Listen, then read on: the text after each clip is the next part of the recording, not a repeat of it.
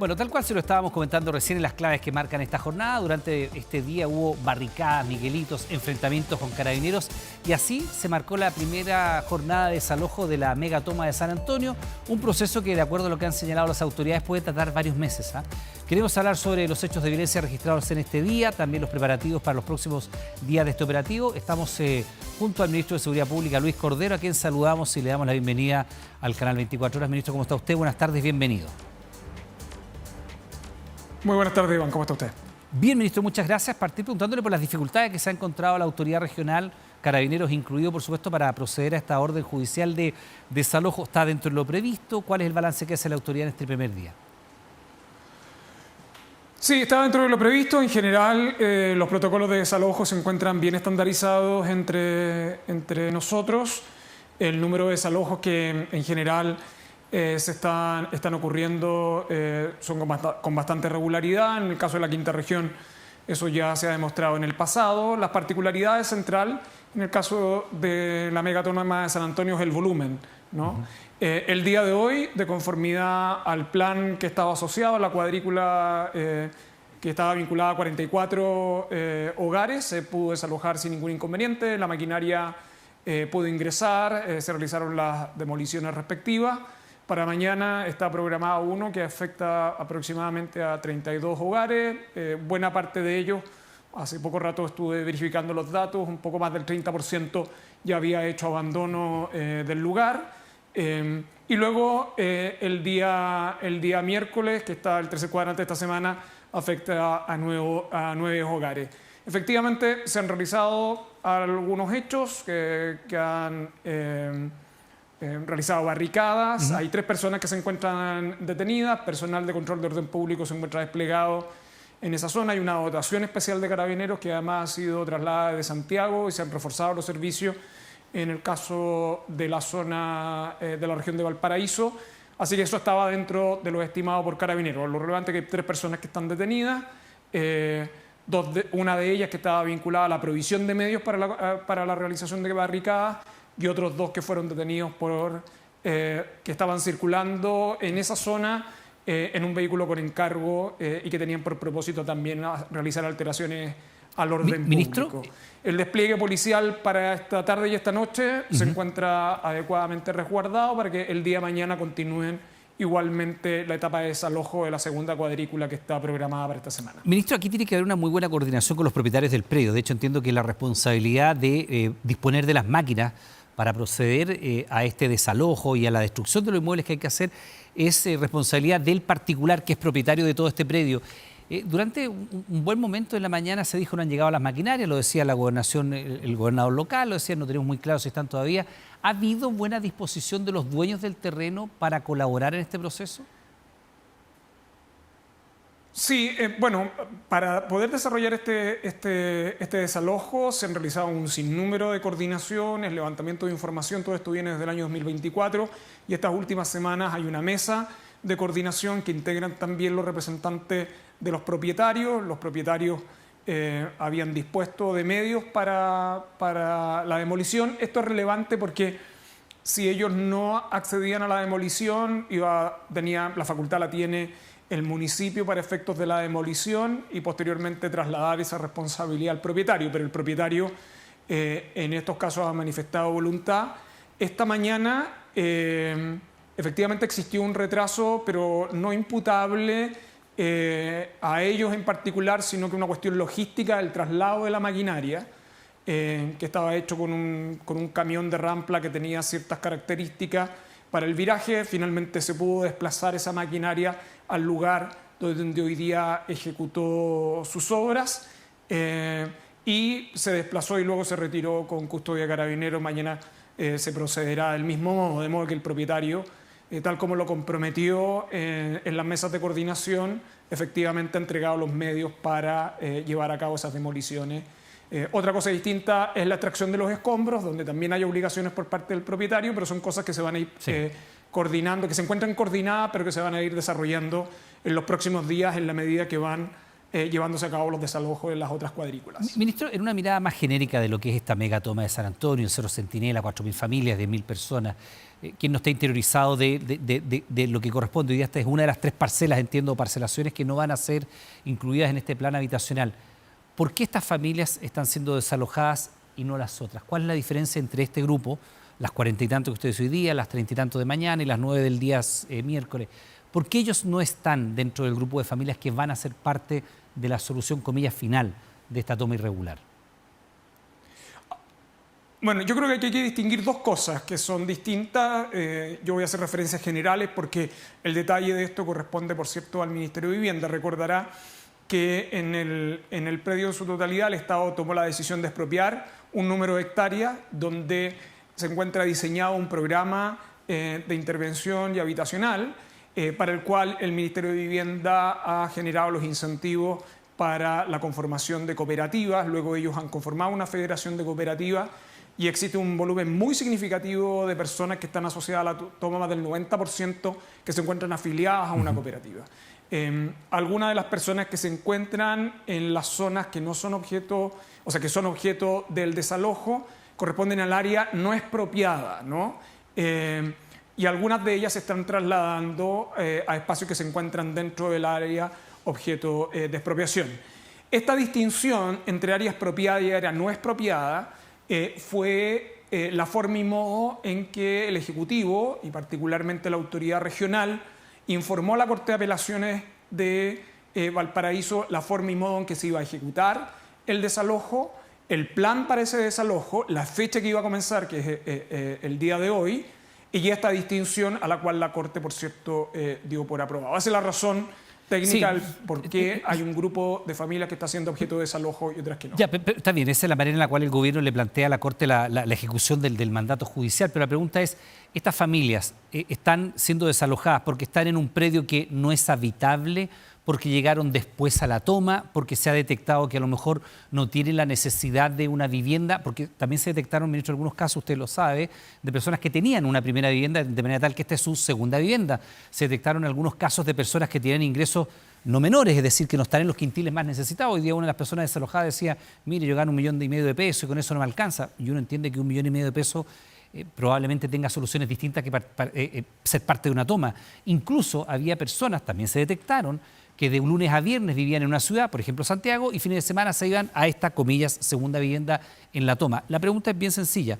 ¿Estas familias están siendo desalojadas porque no tienen el mismo derecho, porque están en un lugar que no es construido, no es habitable, o porque llegaron tarde a la toma? ¿Por qué razón estas familias se desalojan y las otras no? No, aquí creo que hay que hacer una distinción de 2 cosas. La primera, el desalojo se está procediendo en aquellas partes que no son objeto de la expropiación, ¿no? El área que fue identificada como área expropiable o no expropiable está vinculada estrictamente a razones urbanas, tal que ha informado el Ministerio de Vivienda. Otra cosa distinta es quiénes son las personas que dentro del área objeto de la expropiación van a tener acceso a una solución habitacional, que son 2 situaciones muy distintas, ¿no?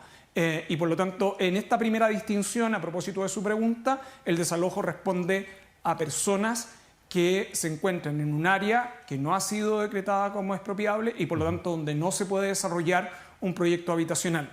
En segundo lugar, en aquella que es objeto de expropiación donde se debe desarrollar, una cosa muy distinta tiene que ver quiénes pueden acceder a una solución habitacional para lo cual deben cumplir con los requisitos que ha establecido el Ministerio de Vivienda. Por lo tanto, por ahora, la distinción es una distinción de área expropiable y no expropiable, y el área que no es expropiable es aquella que no puede ser objeto materialmente de un plan habitacional desde el punto de vista técnico. Este tema ha sido incluso objeto de los debates presidenciales, ¿no? Usted lo sabe bien, es un tema que es muy de difícil solución, que se arrastra de mucho tiempo por lo demás. Y siempre se ha señalado que aquí hay personas que son ajenas a las tomas en lo particular y que son una suerte de coordinadores que muchas veces prometen una cierta obtención de objetivos, y hoy día usted en la mañana señaló que había personas ajenas a la megatoma que buscan alterar el orden público. ¿Quiénes son estas personas que no pertenecen a la toma, pertenecen a grupos políticos? ¿Hay un interés de qué tipo detrás de estas personas y se las tienen identificadas o no? Sí, a ver, yo haría 2 distinciones en este ámbito. El primero es un ámbito que tiene que ver con aquellas personas que incentivan tomas de estas características o especulan con el uso del suelo, que están asociadas, de hecho, a otros casos que han existido en distintas regiones y en el caso de la quinta región en particular. Ese es un aspecto que ha sido además objeto de investigaciones penales por parte del Ministerio Público, pero responde a una lógica. La segunda tiene que ver con quiénes son aquellas personas que promueven alteraciones al orden público, que fue la pregunta a la cual hicieron referencia en la mañana. Para efectos del desalojo de esta toma, como se ha hecho con anterioridad, el Ejecutivo y las policías en particular levantan una gran cantidad de información para identificar cuestiones complejas, sujetos de interés, áreas de riesgo, y sobre esa base se diseñan la capacidad y los servicios policiales y las dimensiones de los mismos. Las características de esta toma son no solo por su magnitud, sino porque además representan son de distintos lugares, es decir, no es un lugar donde existe una representación relativamente homogénea. Para estos efectos, tanto Carabineros como la Policía de Investigaciones durante largo tiempo han levantado información policial relevante. Nosotros esperábamos que algunas alteraciones al orden público ocurrieran.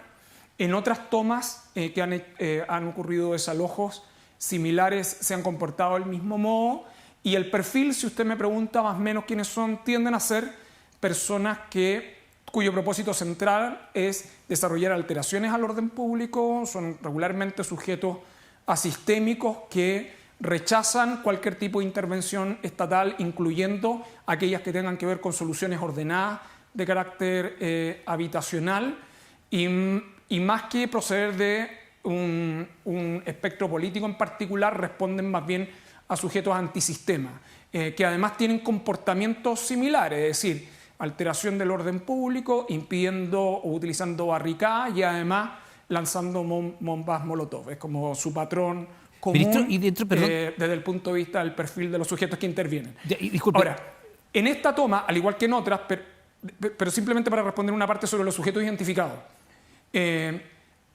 Carabineros de Chile utiliza métodos de vigilancia aéreo, que son los drones, que son los que a su vez permiten la identificación de sujetos para su posterior detención. Ministro, solo para clarificarlo, entonces, algunas de las personas que hoy día levantaban barricadas en los alrededores del Cerro Centinela no eran parte de la toma.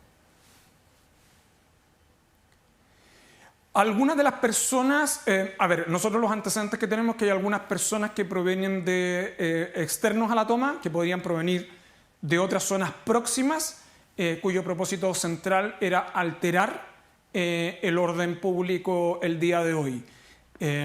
Respecto de los sujetos en concreto que han participado, es un asunto que nosotros vamos a entregar información una vez que se terminen por desplegar los servicios policiales, pero respecto de sujetos que incentivaban desde el exterior de la toma alteraciones al orden público, efectivamente eran personas ajenas a la ¿Dentro toma. de los detenidos hay alguna de estas personas para tener algún antecedente más concreto, o eran solamente, porque si se les pudo identificar como personas ajenas a la toma? Dentro de los detenidos hasta... Sí, no, dentro de los detenidos hasta ahora nosotros no tenemos ese tipo de perfil, particularmente uno de ellos que era el que estaba vinculado a la provisión de medios, que eran neumáticos para hasta ahora son personas que estaban asociadas a la toma. Ministro, y teniendo en cuenta que hoy día, claro, se produjeron escenas de algún nivel de violencia importante, solamente 3 detenidos, ¿qué se prevé en las 2 jornadas que vienen de aquí en adelante y en cómo resguardar que no vayan a haber nuevos intentos de toma, que es una cuestión bien característica? No se termina el desalojo, se van las maquinarias, se retira un poco la atención pública y pueden volver a aparecer construcciones irregulares en este terreno que ya ha sido erradicado. Sí, la experiencia que nosotros tenemos en los desalojos de los 2 últimos años es que casos de retoma son muy escasos. Por eso, entre otras cosas, la destrucción de las viviendas que están en ese lugar y que son desalojadas es tan relevante. El retiro de los escombros es importante para efecto de no exponer al riesgo a las policías o a terceras personas para efecto de que puedan ser utilizadas como proyectiles contra terceras personas.